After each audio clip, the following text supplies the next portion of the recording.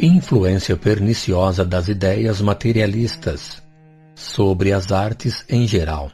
Sua regeneração pelo espiritismo. Leu-se no Courrier de Paris do Monde Illustré de 19 de dezembro de 1868. Carmouche escreveu mais de 200 comédias e comédias musicadas, e é muito justo se o nosso tempo sabe o seu nome. É que ela é terrivelmente fugaz, essa glória dramática que excita tanto a cobiça. A menos que haja assinado obras-primas excepcionais, acha-se condenado a ver o seu nome cair no esquecimento logo que se deixe de combater. Durante a luta mesmo, ignora-se o maior número. O público, com efeito, não se preocupa quando olha o cartaz, senão com o título da peça. Pouco lhe importa o nome daquele que a escreveu. Tentai-vos lembrar de quem assinou tal ou tal obra encantadora, da qual guardastes a lembrança. Quase sempre estareis na impossibilidade de vos responder. E quanto mais avancemos, tanto mais isso será assim. As preocupações materiais se substituem, cada vez mais, às preocupações artísticas. Carmouche, precisamente, contava a esse respeito uma anedota típica. Meu alfarrabista, dizia ele, com quem eu conversava acerca de meu pequeno comércio, assim se exprimia. Isso não vai mal, senhor. Mas isso se modifica. Não são mais os mesmos artigos que se debitam.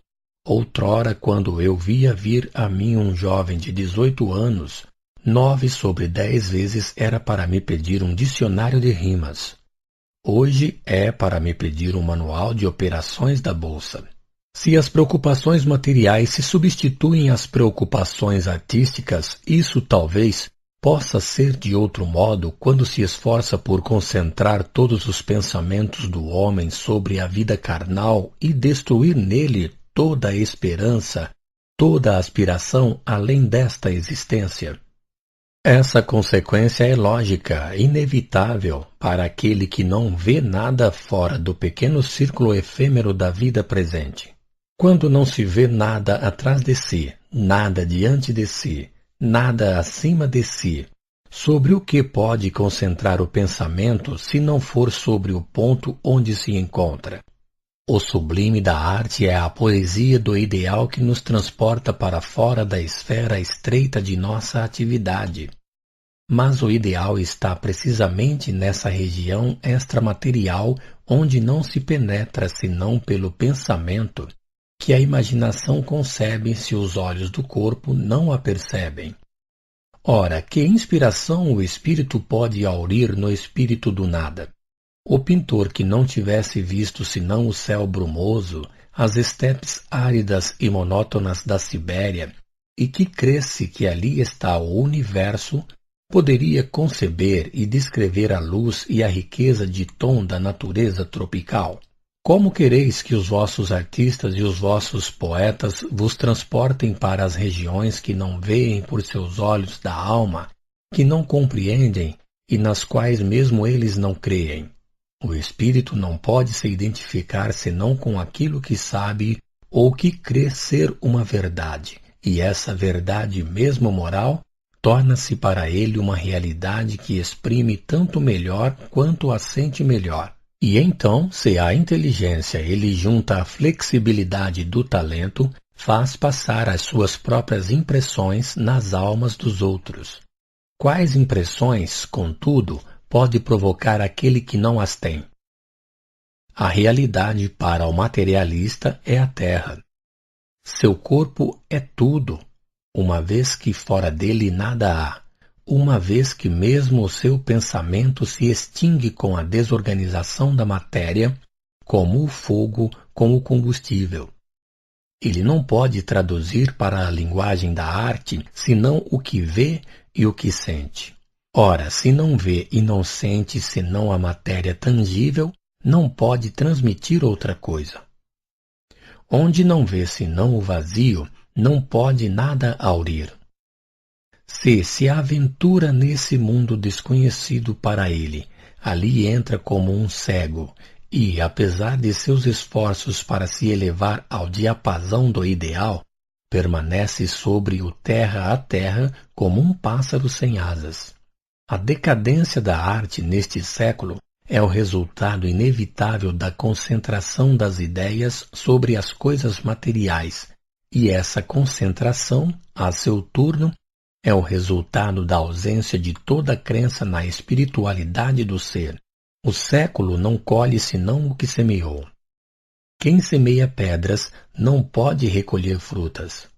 As artes não sairão de seu torpor senão por uma reação para as ideias espiritualistas.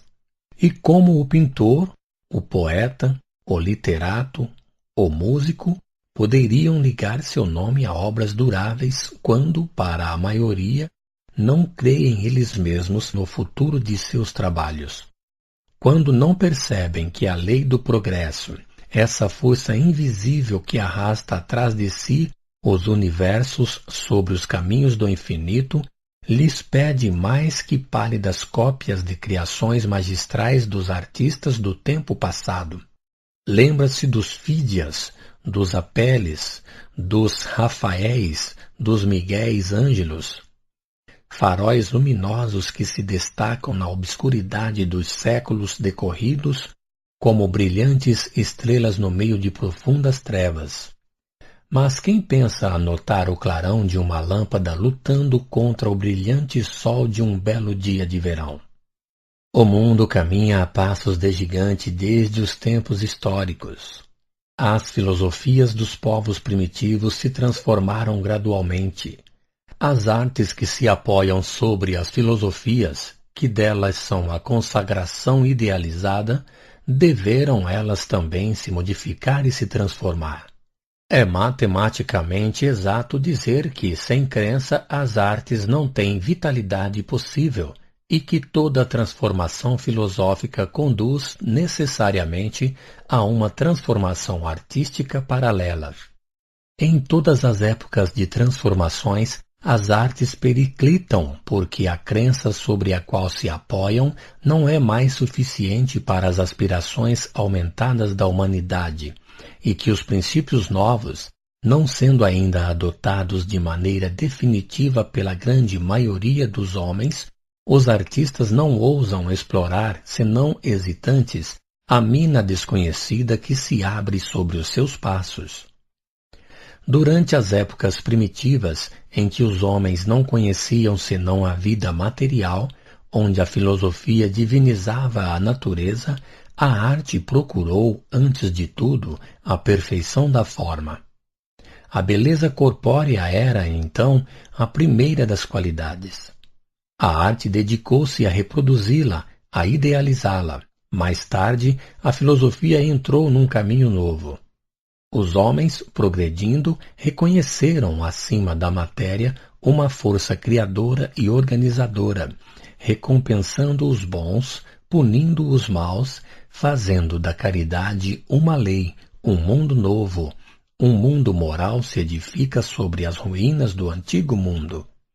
Dessa transformação nasceu uma arte nova, que fez palpitar a alma sob a forma e acrescentou à perfeição plástica a expressão de sentimentos desconhecidos dos antigos.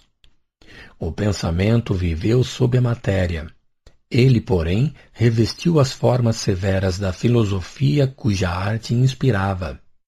As tragédias de Ésquilo, aos mármores de Milo, sucederam às descrições e às pinturas de torturas físicas e morais dos condenados. A arte se eleva. Reveste um caráter grandioso e sublime, mas sombrio ainda. Está, com efeito, toda inteira na pintura do inferno e do céu da Idade Média, de sofrimentos eternos, ou de uma beatitude tão longe de nós, colocada tão alto, que nos parece quase inacessível. Talvez seja porque esta última nos toque tão pouco quando a vemos reproduzida sobre a tela ou sobre o mármore. Hoje ainda ninguém poderia contestá-lo. O mundo está num período de transição, sacudido entre os hábitos antiquados, as